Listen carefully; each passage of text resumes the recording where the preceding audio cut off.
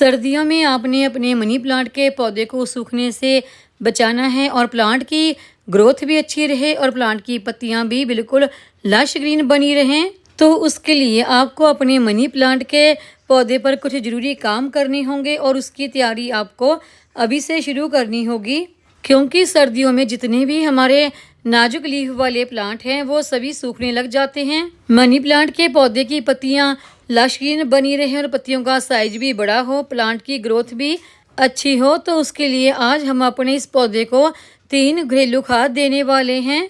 वो खाद कौन कौन सी है, आज की हमारी वीडियो इसी के बारे में होने वाली है। नमस्कार दोस्तों, मेरे गार्डनिंग चैनल पर आप सबका स्वागत है। मेरे गार्डन में मनी प्लांट के ये 2 अलग अलग वैरायटी के प्लांट लगे हैं। गर्मियों में देखिए ये प्लांट काफ़ी ज़्यादा सूख गए थे, लेकिन जैसे ही बरसात शुरू हुई फिर से ये प्लांट बिल्कुल हरे भरे हो गए। इनकी ग्रोथ काफ़ी अच्छी हो गई है। जब ये प्लांट बिल्कुल सूख गए थे तो इनके बीच में जो मॉस स्टिक लगी थी वो मैंने हटा दी थी, लेकिन अब इनकी ग्रोथ अच्छी है तो मैं फिर से मॉस स्टिक लगा दूंगी। वो मॉस स्टिक मैंने घर में ही तैयार की थी। मॉस स्टिक को किस तरह से तैयार करना है उसकी मैं वीडियो भी शेयर कर चुकी हूँ। सर्दियों में भी हमारा मनी प्लांट का पौधा बिल्कुल हरा भरा घना बना रहे तो उसके लिए हमें क्या क्या करना होगा, तो देखिए सबसे पहले आपने जो आपके प्लांट की पत्तियां खराब हो चुकी हैं या पीली हो चुकी हैं उन पत्तियों को निकाल दें, और अगर आपके प्लांट की स्टेम भी पीली होने लगी है तो उसको भी काट कर निकाल दें, क्योंकि मनी प्लांट की जो पत्तियां पीली या फिर ख़राब होने लगती हैं या कुछ ब्रांच वगैरह तो वो प्लांट में फंगस पैदा करती हैं, तो इसलिए उन्हें निकाल देना ही अच्छा है। और मनी प्लांट की ब्रांच के साथ साथ देखिए कुछ छोटी छोटी सी रूट्स भी निकली हुई होती हैं। अगर ये रूट भी पीली हो चुकी हैं तो इन रूट को भी काट कर निकाल दें, यानी कि आप अपने मनी प्लांट के पौधे की बिल्कुल अच्छी तरह से साफ़ सफाई कर लें, ना कि पीली पत्ती ना ब्रांच या कि रूट कुछ भी ना छोड़ें। आपका प्लांट पूरी तरह से क्लीन कर लें। जब आपके मनी प्लांट के पौधे की ब्रांच या फिर ये जो रूट निकली होती हैं जिन्हें एरिया रूट कहा जाता है ये सूखने लग जाएं तो इसका मतलब होता है कि प्लांट हमारा स्ट्रेस में जाने लगा है, यानी प्लांट के ऊपर मौसम का असर होने लगा है। और अगर ये हरा भरा है तो इसका मतलब होता है कि प्लांट आपका बिल्कुल स्वस्थ है। और अगला पॉइंट देखिए ये आता है कि आप अपने मनी प्लांट के पौधे को मॉस स्टिक के साथ सपोर्ट देकर बांधकर जरूर रखें। मेरे इस प्लांट में जो मॉस स्टिक लगी हुई थी जब ये प्लांट सूख गया था तो मैंने निकाल दी थी, अभी लगाई नहीं तो मैं फिर से उन्हें लगा लूँगी। उन मॉस स्टिक को मैंने घर में तैयार किया था, तो अभी मैं सोच रही हूँ कि एक मॉस स्टिक घर में तैयार की हुई लगाऊं और एक ऑनलाइन मंगाऊं या मार्केट से लेके आऊं। मॉस स्टिक लगाने का फ़ायदा ये होता है कि जब हम मॉस स्टिक के ऊपर कोई स्प्रे करते हैं तो जो रूट निकली होती है ना ब्रांच के पीछे छोटी छोटी सी, तो उनको वहाँ से मॉइस्चर मिलता रहता है, तो उन रूट के द्वारा पौधों को पोषण मिलता रहता है और पौधों की ग्रोथ काफ़ी अच्छी हो जाती है। तो इसलिए भी मनी प्लांट के पौधे में मॉस स्टिक लगाना काफ़ी ज़रूरी हो जाता है। अगर आप अभी मनी प्लांट के पौधे की कटिंग ग्रो करना चाहते हैं तो अभी कर सकते हैं, क्योंकि अभी सर्दी ज़्यादा शुरू नहीं हुई है। सर्दियों में इस प्लांट की कटिंग ग्रो नहीं होती। मनी प्लांट की कटिंग ग्रो करने के लिए जो ब्रांच आपने लेनी है वो थोड़ा सा मोटी लें और ऐसी ब्रांच चूज़ करें जिसके पीछे कम से कम 2 से 3 जो रूट होती है ना वो रूट निकली हुई होनी चाहिए। किसी भी वैरायटी का मनी प्लांट हो आपके पास तो अभी आप उसकी कटिंग ग्रो कर सकते हैं। तो अभी देंगे हम अपने इस प्लांट को खाद देने से पहले प्लांट की जो मिट्टी है उसकी गुड़ाई कर लें। गुड़ाई करने का फ़ायदा ये होता है कि इससे मिट्टी हल्की हो जाती है और प्लांट की रूट को धूप और एयर दोनों मिलती रहती हैं और प्लांट आपका स्वस्थ रहता है, प्लांट की रूट को फंगस नहीं लगती। अभी हम देंगे इस प्लांट को खाद देने के लिए जो सबसे पहली चीज़ हमने ली है वो हमें हमारी किचन से ही मिल जाती है और वो है ये चाय की पत्ती। ये चाय की पत्ती इस्तेमाल की गई चाय पत्ती है, यानी कि चाय की पत्ती को जब आप इस्तेमाल कर लेते हैं तो उसे धो के अच्छी तरह से सुखा लें, फिर आप उसे अपने मनी प्लांट के पौधों पर इस्तेमाल कर सकते हैं। अगर आपके पास ये इस्तेमाल की गई चाय की पत्ती नहीं है तो इसकी जगह पर आप फ्रेश चाय पत्ती का भी इस्तेमाल कर सकते हैं। आप अपने हर मनी प्लांट के गमले में इसका 1-1 चम्मच इस्तेमाल कर सकते हैं।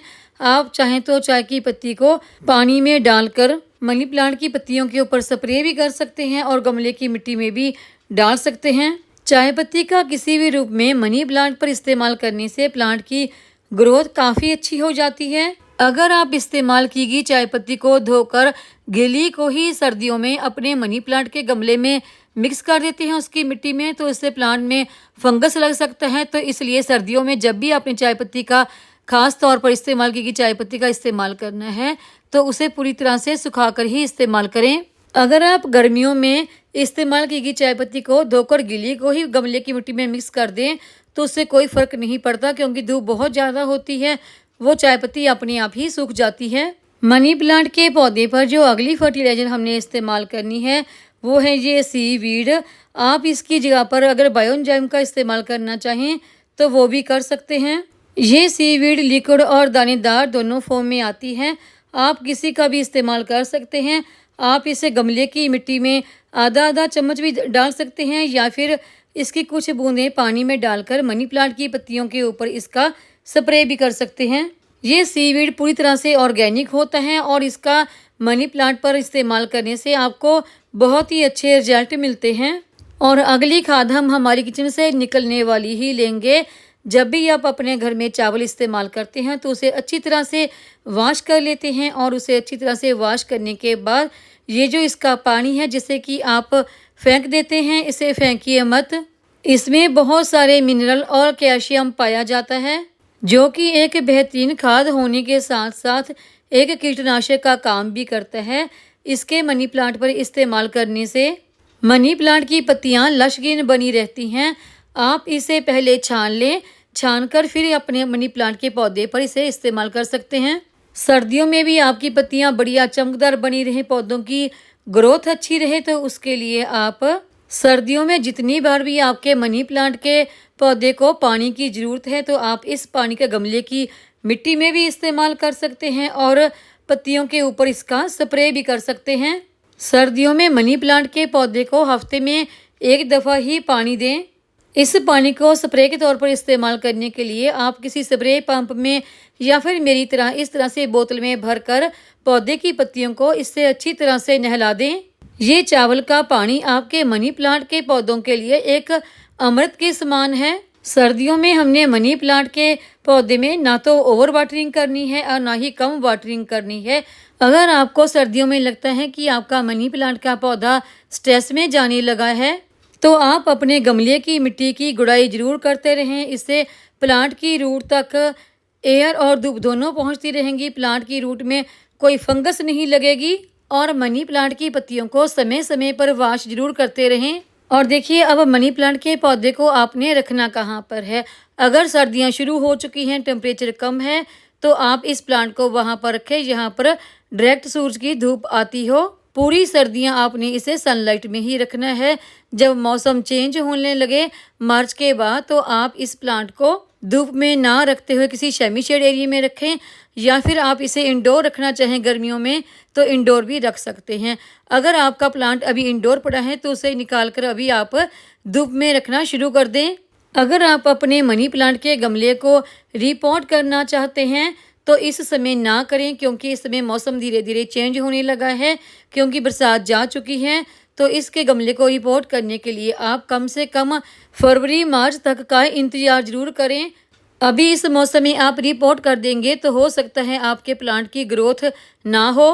अगर आप अभी मनी प्लांट के प्लांट को अपने गार्डन में लेके आ रहे हैं तो उसके लिए जो मिट्टी तैयार करनी है उस मिट्टी में आप सैंड या फिर कोकोपीट की मात्रा ज़रूर इस्तेमाल करें ताकि आपके गमले की मिट्टी में पानी रुके नहीं, क्योंकि गमले में ज़्यादा पानी जमा होने से आपका प्लांट सूख भी सकता है।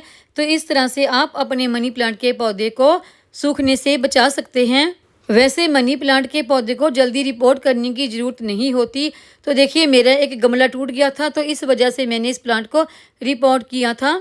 मनी प्लांट के पौधे के लिए जो आपको गमला लेना है वो कम से कम 10 से 12 इंच का हो तो वो काफ़ी, उसमें ये प्लांट अच्छा ग्रो हो जाता है। उम्मीद है आपको मेरी ये आज की जानकारी की वीडियो पसंद आई होगी। वीडियो पसंद आई हो तो वीडियो को लाइक, सब्सक्राइब, शेयर और कमेंट जरूर करें।